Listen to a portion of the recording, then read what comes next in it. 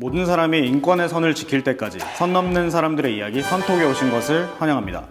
두 번째도 토커로 진행을 하게 되었는데요. 저는 작가 태재라고 합니다. 반갑습니다. 반갑습니다. 선을 지키려는 변호사 김현정입니다. 벌써 두 번째로 뵙는데 두 번째로 보니까 좀 편한 것 같은데 어떠세요? 저만 편한가요? 한 사람만 편해도 되죠. 그럼 다음번에 뵈면은 같이 네, 서로 편한 것으로. 네.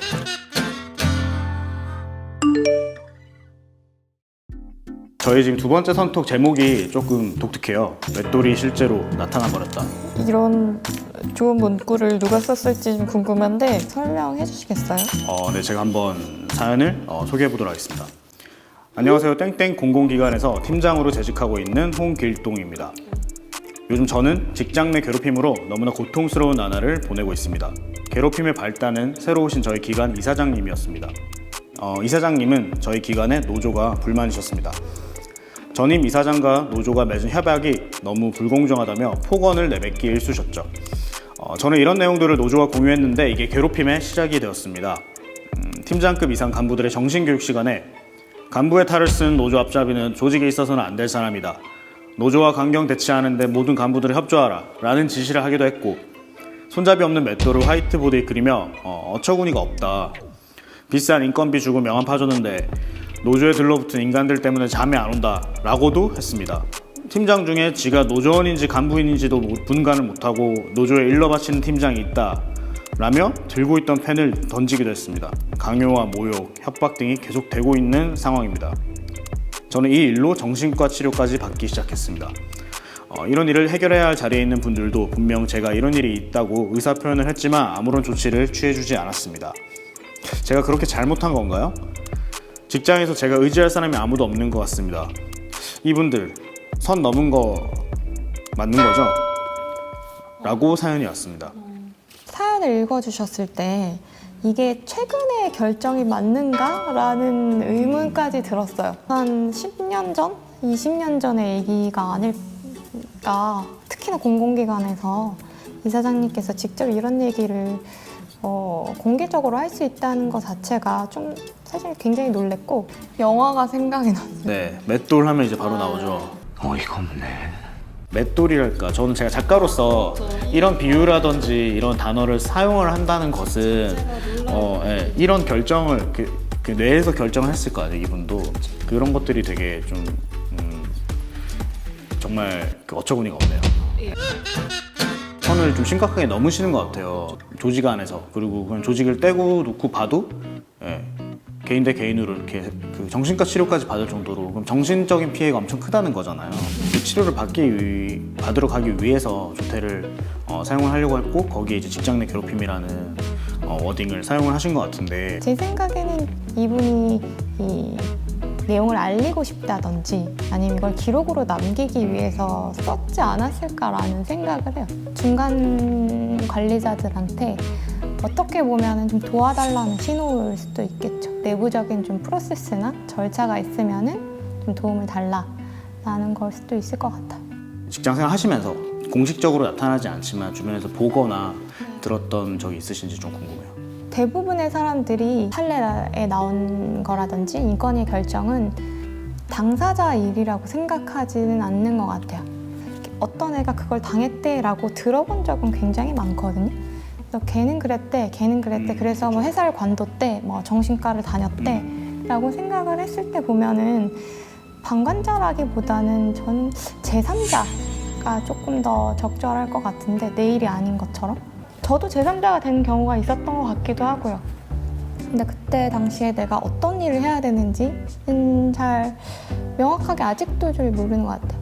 저 같은 경우에는 좀 적극적으로 도왔을 것 같아요. 그리고 좀 더 자세하게 물어봤을 것 같아요. 그 실질적으로 어떤 직장 내 괴롭힘의 형태가 어떤 것이었을지 좀 이야기를 해봤을 것 같고, 다른 직원분들 그 분들도 이런 분위기 속에서 심리적이고 정신적인 그런 피해를 좀 받았을 것 같은데, 그런 것들에 대한 좀 분류라든지 정보를 좀 누적했을 것 같기도 하고요. 엄청 용기가 있으신 작가님이시네요. 저희 지난번에 했던 첫 번째 사연도 그렇고 군대 사연도 그렇고 지금도 그렇고 이 어떻게 보면 리더의 좀 올바르지 못한 행동, 결정들, 요구들 이런 것들로 인해 사연이 오고 있는데 이런 것들이 없어질까요? 없어지지 않는다면 어떻게 흘러갈 거라고 좀 예상을 해보세요? 분위기인 것 같아요. 저희가 지금까지 했던 사연들은 사실 그 대대장만 아니었어도 그리고 이 이사장님만 아니었어도 일어나지 않을 문제거든요. 그렇다면 또 리더만 없어지면 이런 문제가 해결될 건가? 또 다른 나쁜 리더가 더 나쁜 리더가 있을 수도 있고 그런 문제인데 사실 주 5일 근무라든지 아니면 편하게 얘기를 한다든지 아니면 수평적인 명칭을 쓰는 게 사실은 얼마 안 됐거든요. 몇 년 안 됐죠? 네, 몇 년 안 됐는데 갑자기 이 사회가 변한 거는 다수가 그렇게 생각할 때 사실은 좀 쉽게 변하는 편이죠. 사회적 분위기를 점점 만들어 나가는 게 조금 지지부진하지만 좀 필요한 부분인 것 같아요. 이쯤에서 말씀하신 사연에 대해서 인권위의 판단이나 결정은 어떻게 나왔나요? 네, 제가 한번 읽어보도록 하겠습니다. 피진정인 일과 같이 기관을 대표하는 사람이 노사 관계에 관한 편향적인 인식을 가지고 지속적으로 직장 내 괴롭힘을 해온다면 이는 단순히 피해 당사자의 고통에 그치지 않고 건강한 조직만 해치고 결국은 조직에 큰 손실을 초래할 것이 상당하므로 피진정인 일의 인식 개선 및 재발 방지를 위하여 피진정인 일에게 국가인권위원회에서 실시하는 특별 인권 교육을 수강할 것과 피진정기관 이사장에게 피진정기관의 핵심 관리자급인 피진정기관 소속 2급 이상 간부에 대해서 직장 내 괴롭힘 예방을 위한 인권 교육을 실시할 것을 권고하는 것이 필요하다고 판단된다 라고 결정을 내렸습니다.